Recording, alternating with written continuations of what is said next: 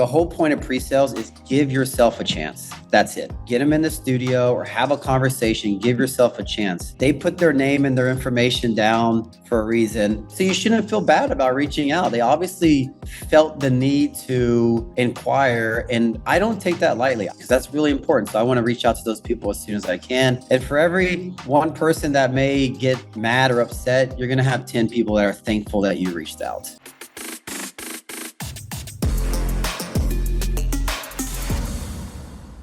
John Herrera, how you doing, buddy? I'm doing well. How about you, Rick? It's great. I always like to start the podcast. We're already laughing. We haven't even started yet. Yeah. It's always a good sign, right? Oh, it's always a good sign. Well, look, man, stoked to have you on. Obviously, you know, you're on here for a reason. You're a director at Alamo Heights, and you've done some amazing things, which we'll get to. Also, you have an alloy tattoo that I just saw. You care to flash that bad boy?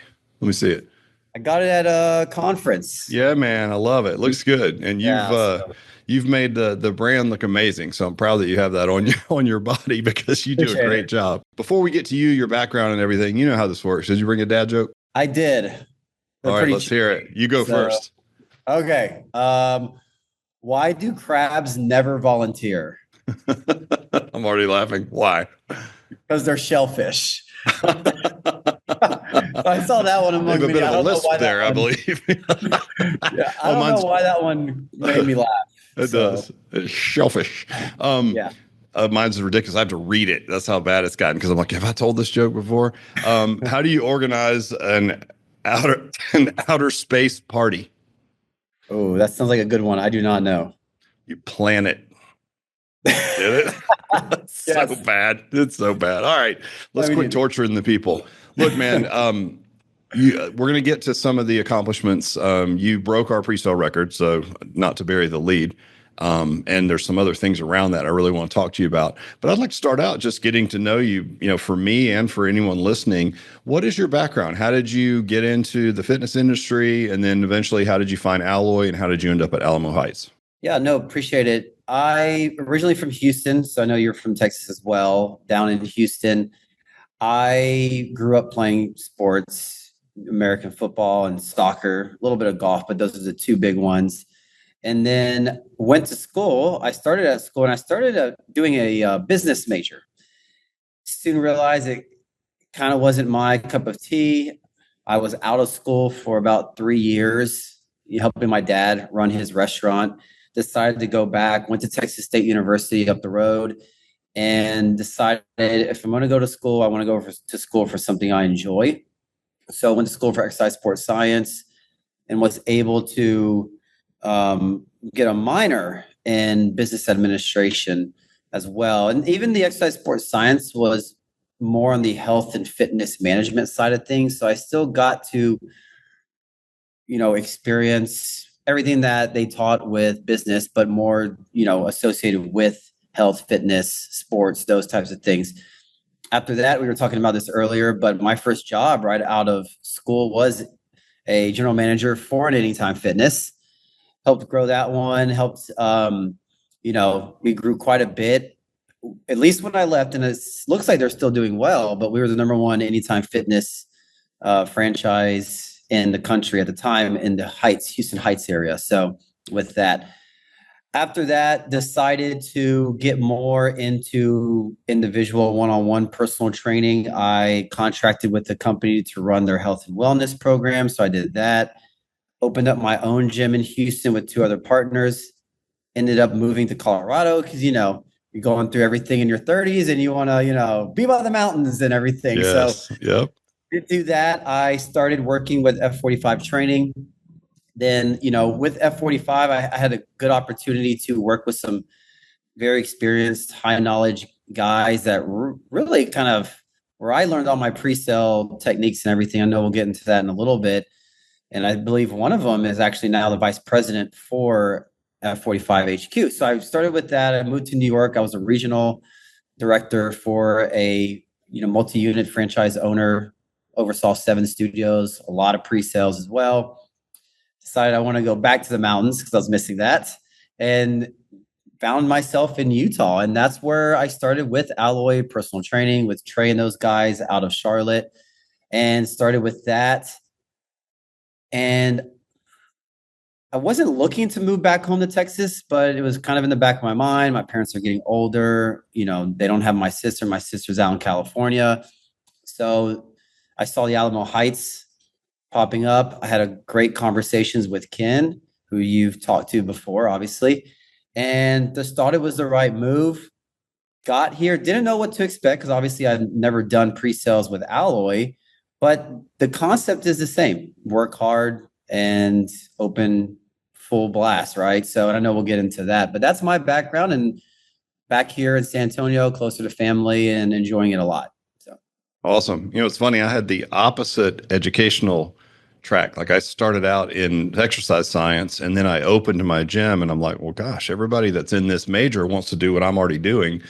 But I'm in business, so I better learn business. So I started exercise science, then went business, but we kind of ended up in the same place, right? It's like, it's good to get the basics in school, but as you know, until you put it into play, it's like I didn't learn any of that in school, right? It's like it's a whole different ballgame when you're actually working. So it's funny though that we ended up kind of in the same place, reversed. Yeah. Well, look, we talked about it. You broke our pre-sale record, and all I mean by that is like number of members, which also meant like opening revenue. Was amazing. And if I'm not mistaken, it was right around 150, which is. Look, it's not our max, but theoretically, that's a good max. That's Dunbar's number. That's who you can maintain relationships with. And I think that's where you guys landed. Am I right? Somewhere around 150 We members? were at 150 by the end of the first month. We opened Crazy. First billing at 135. And then we were getting so many referrals from members. And I think that's a testament to not me, but our staff and our coaches. People felt strong enough to recommend us. And so we were at about 150 and we've maintained right around there since we opened. So yeah. So, I mean, I think there's two sides to it, right? So mainly for anyone listening, the role that you're in, John, you really have at the highest level two functions. It's like one, you have to convince the new people that you have the solution to their problem, right? So sales. And on the other side is retention. And so you have to take care of the flock, so to speak. And really, those are the two major functions of a director, in our facility. So typically, John, we'll see like a higher churn rate during a pre-sale. I think it's all hands on deck for sales. Maybe there's a couple of things. Maybe operationally, everybody's not that tight on the back end yet, and so they're not delivering the product as best they could, and or just all the focus, is up front. And also maybe you just don't find your tribe. Maybe the 150 people that joined up, there's going to be a few that it's just not their flavor, right? And that's fine. But what's interesting about you guys is not only did you break the pre-sale record, but you had very little churn on the back end. And so we could talk about both of those functions. And let's start with sales. So obviously we have a sales process, but just at a highest level, talk about what you did. Both you had digital leads incoming, and what was your effort to get those folks to come in? And then what kind of organic marketing, if any, did you guys do? A lot of the organic marketing we did before we went to training in Alpharetta. So funny, we were supposed to go as soon as I moved back. Pamela and Ken, the owners, they got COVID. So we had to push it back. Oh, that's right. Yeah. So I was like, well, I'm not going to wait around. So I started my biggest thing was getting familiar with the local businesses and then setting all our tabling events for when we got back. So I had tabling events lined up literally the weekend we got back, right? Before that, it was a lot of social media. Going in, finding local businesses that fit our model, estheticians, massage, businesses, drip bars, things like that, following their followers, having them reach back out and getting a lot of that organic kind of flow through social media just to start to get our name out there. I wore my shirt everywhere I went, every day, every minute. People were always asking me. I carried cards with me. There you go. People are kind of reluctant to give their numbers and everything, but it was getting the brand. We were first to market. And as I'm sure you're aware, first to market is tough.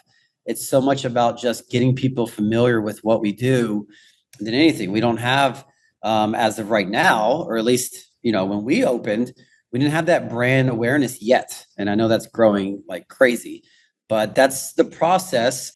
Before we even got to our training, then we launched our digital ads. The digital ads I've always been a big fan of using as many videos. Luckily, I had some from my time in Utah that I was able to use.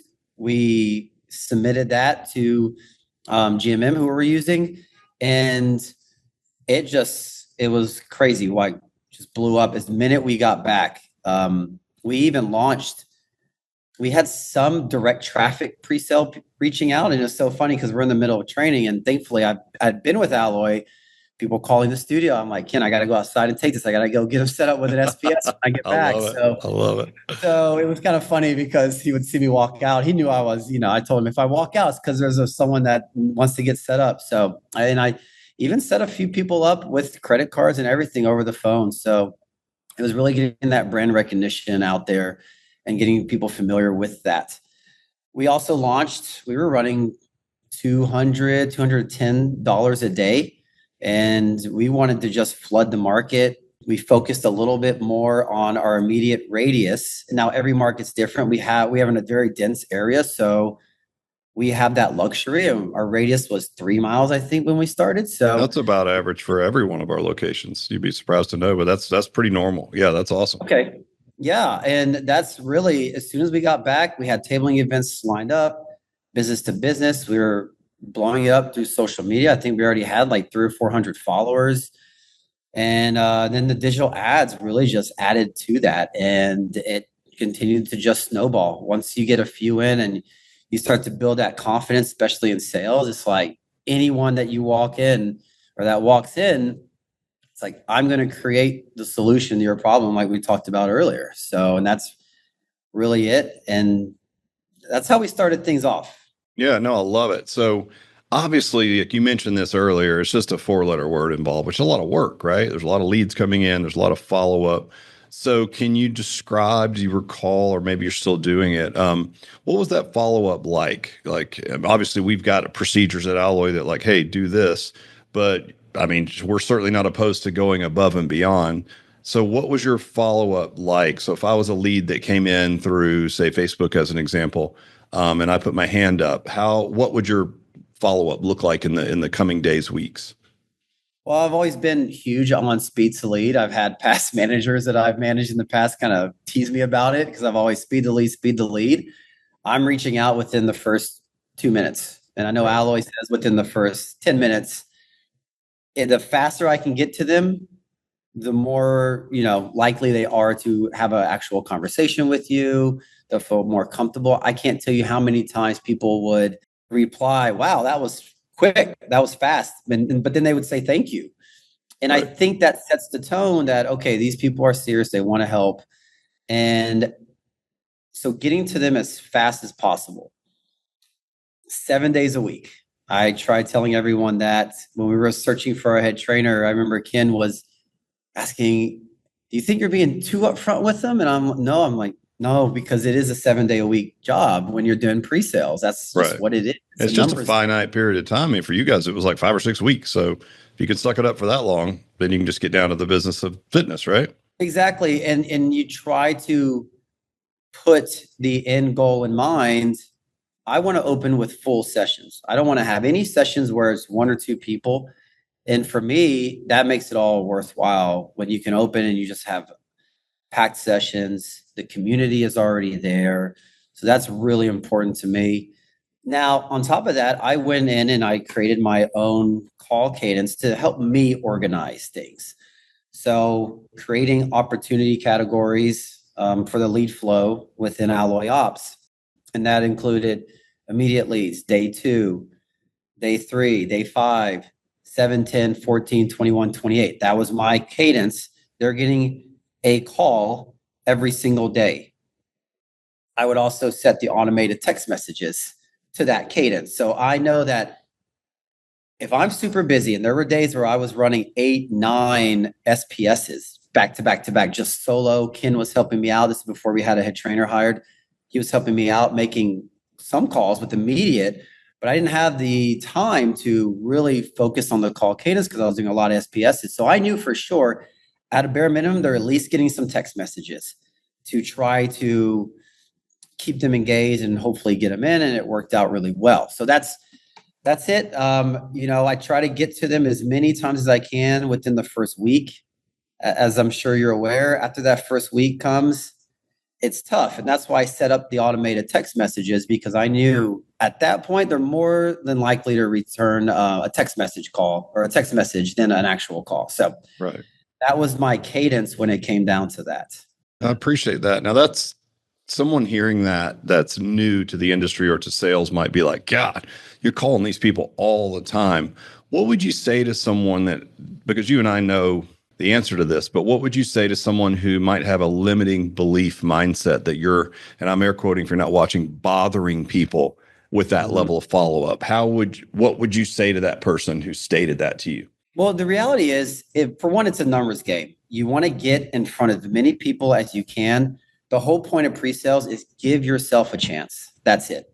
Get them in the studio or have a conversation. Give yourself a chance. When it comes to feeling like you may be bothering them, and I worked in New York, and there was a lot of responses that was like, leave me the F alone. You got to have thick skin. They put their name and their information down for a reason. They may tell you they don't remember, because that happens quite a bit, but they put it down regardless. And so you shouldn't feel bad about reaching out. They obviously felt the need to inquire, and I don't take that lightly. I know how difficult that is for some people when you're living a unhealthy life, or maybe you're struggling, you're maybe doing the best you can. To put your information down and just inquire should not go understated or undervalued, because that's really important. So I want to reach out to those people as soon as I can. And for every one person that may get mad or upset, you're going to have 10 people that are thankful that you reached out. And that's how I look at it. I think it's a great mindset. And I think if we're honest, people are they don't like rejection. So it's easy to say, I don't want to bother people. But what you're really saying is, I really don't want to be rejected, right? Because like I can think of so many stories in our system of directors sharing with their owners who were like, hey, you need to follow up. And there might have been just a little bit of hesitation, like, geez, I'm bugging the heck out of these folks, where the member will say, thanks for calling me 7 times, right? I had all this personal stuff going on, I had a family member that was sick. If you hadn't done that, I would have never come in. And I did come in, and it changed my life. So there's so much efficacy around these like real life stories of people that we were, again, I'm recording, bothering, who then ended up coming in and changing their life for the better. I mean, heaven forbid, it's not like we're selling a useless widget or something. It's like we're selling people an amazing experience and a potentially life-changing service, right? And so I think you're right. I think ultimately it's like a muscle, right? You've developed that muscle, if you will, around rejection, understanding that you're going to get it. But at a certain threshold of that, there's going to be a lot of yeses in there, right? And so I just find that a lot of folks, it's like, oh, we don't want to bother people. It's like the first reaction. And I think really, if we really pressed them, and maybe they don't even know if they really thought about it, it's probably they're just scared of people saying no. But boy, if you do it a few times, you're just like, oh, I didn't die. They're not really mad. And now I can take them off my list. I don't have to follow up with them anymore. And you keep on going, right? Would you agree? Absolutely. And you have to have thick skin. That's the reality of it. That's what I had a previous boss tell me. And it was like, thick skin, numbers, you just got to keep moving forward and understand, we're probably not the best fit for everyone. That's okay. But let's help who we can, get them in here. And I think that resonates well. They can see your enthusiasm when you're getting them in here. You're doing a starting point session. You're wanting to help them. And that's really what it comes down to. You want to help as many people as possible. And I never take that lightly. That's one thing that I always stress with the coaches is understand your value and understand, like, we're privileged to be able to really impact and affect people on a day-to-day. You get a few professions like that. You get your teachers and your doctors and your military, police officers, things like that. I find that we're right in there with them because we're helping so much. And so I try to keep that in hindsight when I am getting rejected. I don't want to have a conversation. That's okay, because I can still help a lot of people. I can't force anyone to get in. So that's how I look at it. Yeah. Well, that's a great mindset. And I hope it's one thing for me to say it or for a corporate to say, do it this way. And we've done it for 30 years. But for someone who just did it and is still doing it, right? It's nice to hear that, okay, that it is that's the truth. Is like, listen, you're not bothering people. All you need to do is simply keep following up. You're doing them a favor if you do so. And yeah, you're going to get some no's, but you need to go through a few to build that muscle, and then you're going to be just fine. Now, if I understand this correctly, John, you guys, around a third of your members during pre-sale came from referrals. Is that right? We had quite a bit. I would say we probably had about 50 people who were either them or their friend or partner or whatnot. I remember when I was like, okay, well, let's get something for anyone who refers someone. And I have a friend who owns a massage business around here. And I go there and I start counting up, and she's like, yeah, I'll give you free massage. How many do you need? And I started counting. I felt kind of bad. I was like, I need like 50 of them. She did it. Awesome. She gave them, and you have to talk to them and just let them know, hey, look, the point is, one, they're going to tip their, the masseuse. But two, I'm hoping that they want to buy more from you. Yeah, of course. So having that and having those conversations, hey, is there anyone who wants to work out with you? And just asking them from the very beginning, do you have anyone who wants to join you? Yeah, you know what? I might, my husband's probably interested. Go talk to your husband. I'll shoot you a text later today. If he's interested in coming in, then let's get him in. So that was a huge thing for us, is just asking. God, I love it. Yeah. And I think it's the same objection from folks to be like, well, they just signed up. I don't want to bother them. But if you look at the real psychology, and you're well aware of this because you just did it, people are never more excited than when they make that decision. And they almost want to reinforce that decision by letting other people know, like, I'm doing this awesome thing. You should come with me. Because if nothing else, it's like affirming that what they did was a smart decision. And if they have other people that also look at it and be like, yeah, me too, it just makes them feel better about their purchase. So what would you say again in this respect to someone who's like, oh, I don't want to bother them by asking them to bring people in? What would you say to that person? There's a study that I read, and you're about 35% more likely to achieve your fitness goals when you're doing it with someone that you enjoy, a significant other, a partner, whatnot. I would have that conversation all the time. You're more likely to stick with it if you're doing it with someone else that you're familiar with, or is going to help motivate you or hold each other accountable. When it comes to just asking, that's the thought process that's going behind, in the back of my head. It's like, okay, I don't feel bad because I know I'm not just feeding them a bunch of nonsense. I know there's actual science behind working out with people that that you live your life with, or in some capacity. And that's how I look at it. No rejection. And look, all you're doing is asking them, they'll say no, maybe, or the worst case, I never got anyone that said no. I was always, let me think about who come in. Okay. And once we started running our pop-up sessions and our VIP sessions, that's when it really because then the referral could be just come with me kind of thing, right? Yep. And even to this day, I tell everyone, look, you're purchasing 13 sessions a month. You're coming in 3 times a week. Technically, that's 12. If you want to use that 13th to bring someone in with you for free, let's go ahead and use it. And that's part of my pitch every single time someone signs up, to keep those referrals coming. And we still get them. We had a kid who, and I say a kid because he's in his 20s, and which is crazy because we actually have quite a few people in their 20s, which is totally not the I love it. Age range. We probably have a good 10 to 15 in their 20s. But I just got a call yesterday from his mother, who's in her 60s, and he is feeling so good about the program. Now he's referring his mother, who's 3 times as old as him. And, so that, to me, that speaks a lot in terms of what we're doing, Alloy, what the coaches are doing. So I just try to keep hindsight on everything and understand we're doing this because we want to help people. And I think when you can look at it that way, you shouldn't be scared of a rejection. And yeah.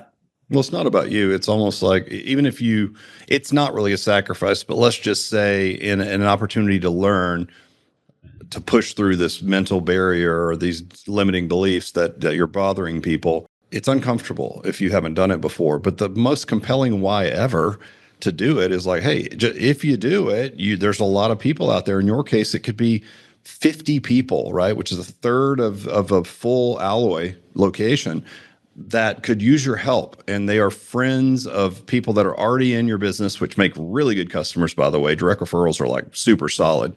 So yeah, man, I appreciate that. That is 100% the right mindset. And if the why, you just keep going back to that, which I really want to highlight for folks, is like, if the why is compelling, your director, your John, should be absolutely passionate, first and foremost, about helping people.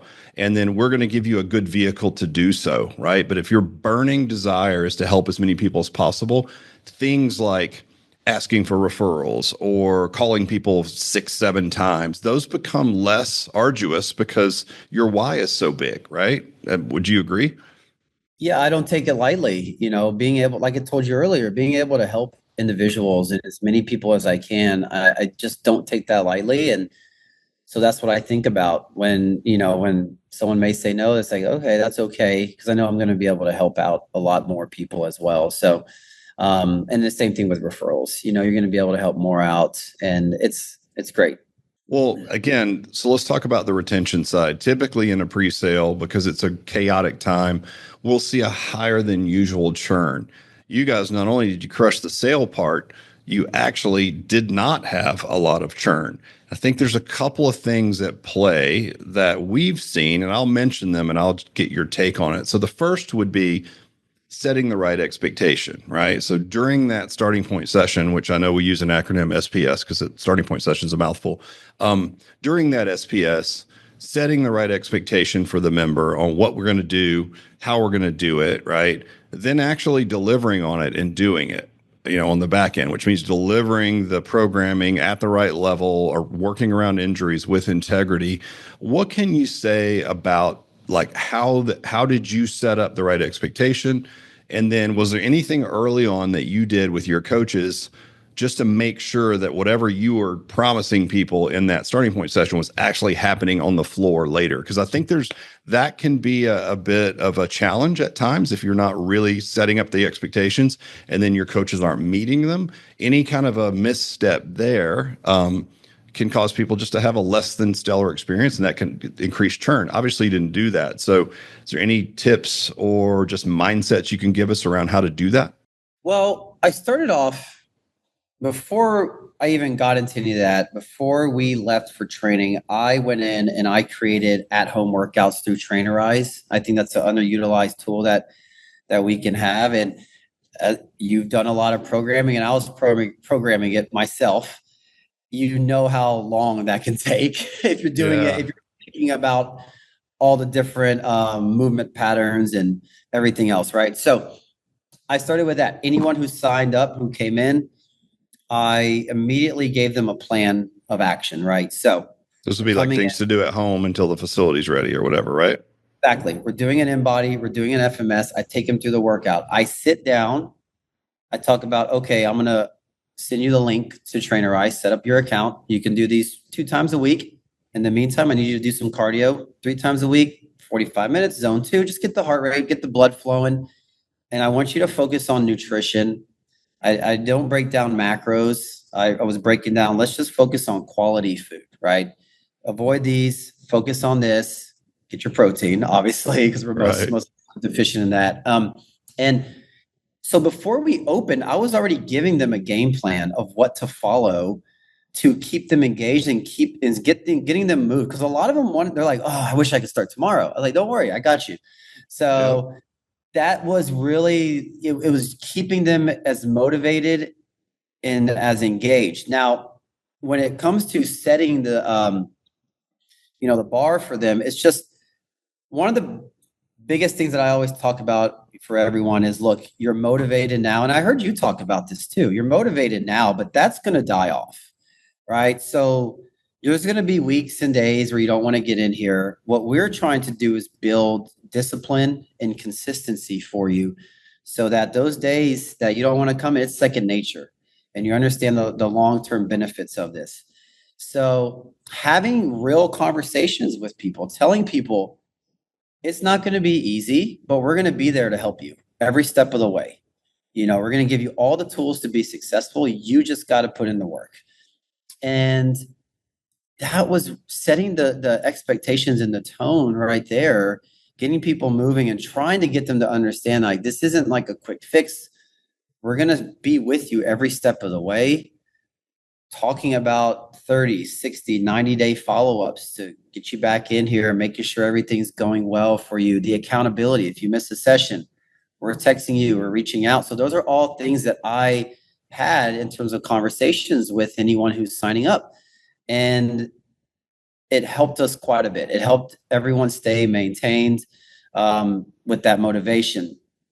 On top of that, it was hard for me to reach out to everyone, obviously, when it was just me. But the minute we had a head trainer, her primary focus was, I want you to contact, call, message every single member, introduce yourself, and start getting them booked. This is going to be our opening date.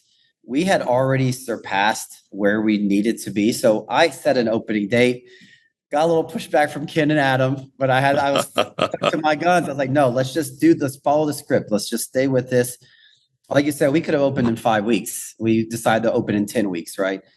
So that gave us time for Erica to reach out, get everyone booked, start doing pop-up sessions on a random Saturday. And what Erica would do is, if that person hadn't been to any pop-ups, hey, you haven't been to any of our pop-up sessions, let's get you booked. So she would reach out direct. We kept notes of all of this. And just to keep them as motivated, we were running socials before we even opened so that members can start to meet each other. So all those things to really keep members engaged. That's really what it's about. You've got to keep them engaged as much as you possibly can. And there's different ways to do that, different means, and you have to utilize all of them. Yeah, man. Love it. Geez. It's like, that's the playbook essentially. Right. And it's so maybe obvious at times, right? I hear you talk about it so casually. It's like, yeah, what he said, just because that's what you should do. Right. I mean, that's just kind of like, hey, you care about people. If we've actually moved our training a little bit, John, now, so that when we try to time it so that when people get back from training, they have a workable facility and they don't have to make them wait. But let's say you tripped up on permitting and you had a week or two, without your CO, so your facility's ready to roll.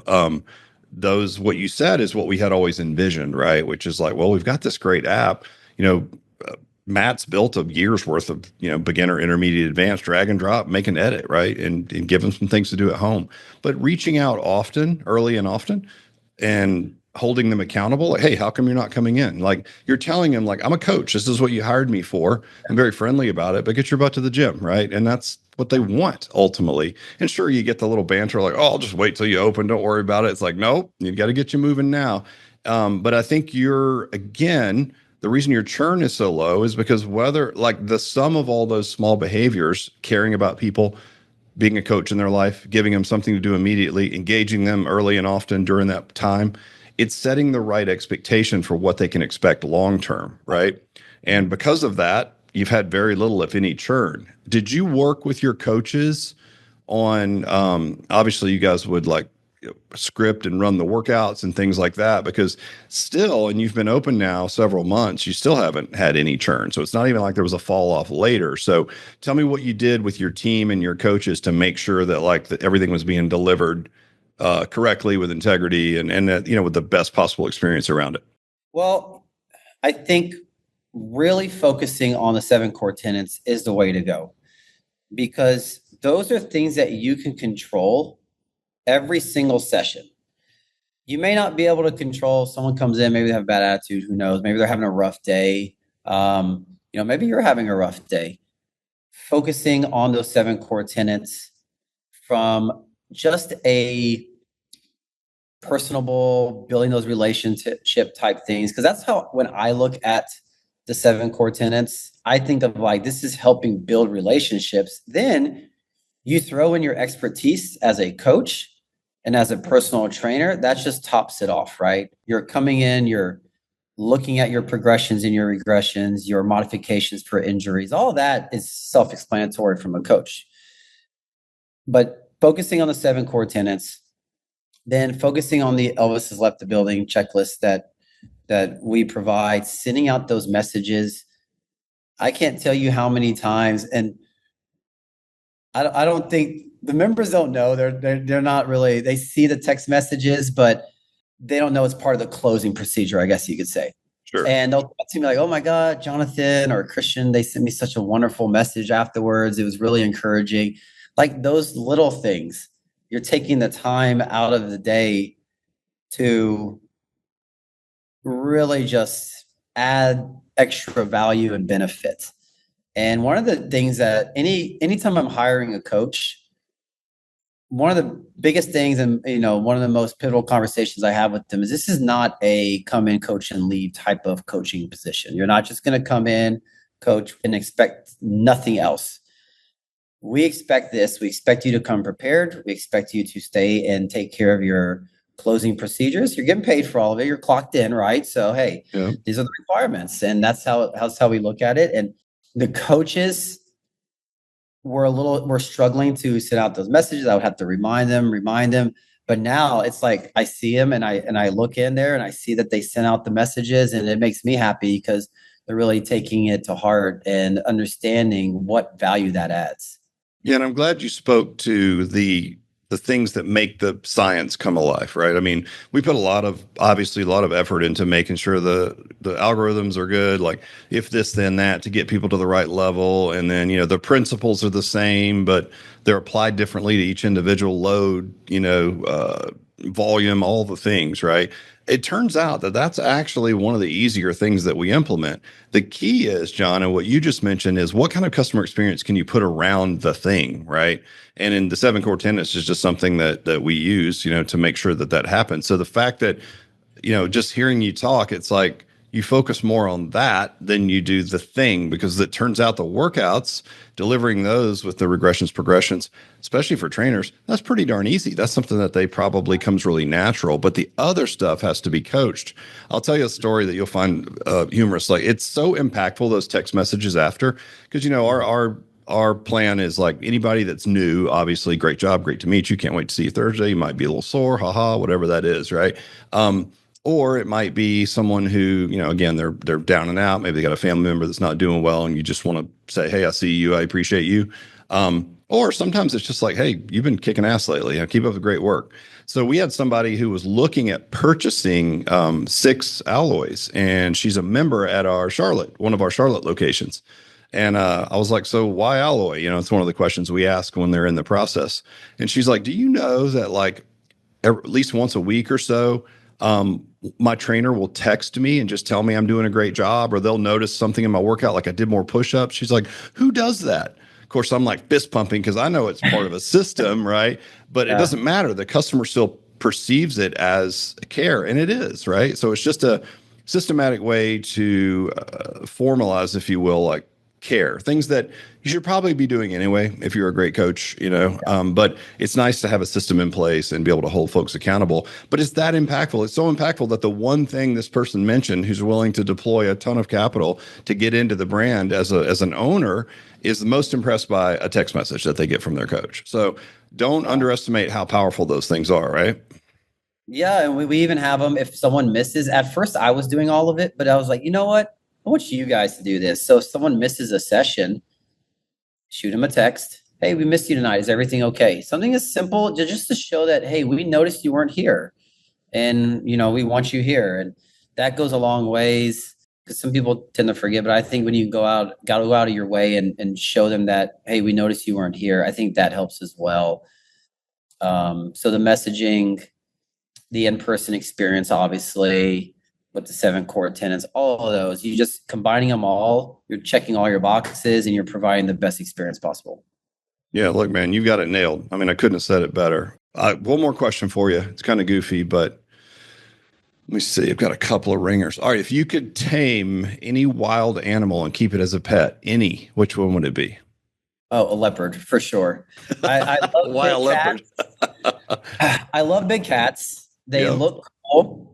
they're very stealthy. They have the highest successful hunt rates of all the big cats. So if stuff ever hit the fan, I have my leopard with me. She's My like pet leopard. man. Yeah. So yeah, I would say a leopard, just because, you know, I mean, everything about them is pretty cool. So I would agree. Plus, you would just look cool, like just sitting there petting it, you know, while people are over for dinner, sitting next they're to the you. coolest looking cat. I mean, maybe it's Yeah. higher, but I still go with the leopard. Yeah, I get it. Yeah, that's we ask that sometimes, like when we have a discovery day, which is like we have all these candidates in, and we'll usually ask like karaoke song or whatever. But the wild animal one's always fun to see what people come up with. Some people say a sloth because they could just chill with them. I'm like, oh, that's cool.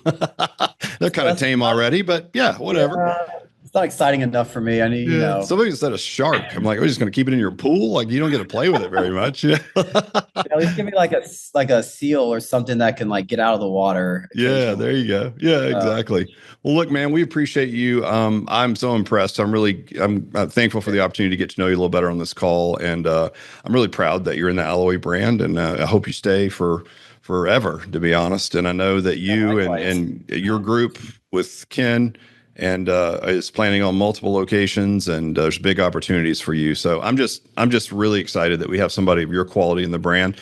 I want you to hear that. I want you to know we see you, man. We appreciate you. We'll probably be getting you more and more involved over time because, you know, for lack of better terms, man, you really get it. So anyway, just thank you. Yeah, of course. No, it's been a pleasure. Something, you know, working within the Alloy brand has been amazing for me. I know Ken's looking at other locations, although real estate is kind of crazy sometimes. He's actually coming in town tomorrow. We're going to go look at some locations here in San Antonio. So hopefully something lines up well. But yeah, everything's going well. And, you know, I'm pretty excited to maintain and help grow within the Alloy brand. Yeah, likewise. Appreciate everything you do. And thanks for taking the time today. Yeah, appreciate it, Rick. Thank you. All right. Cheers.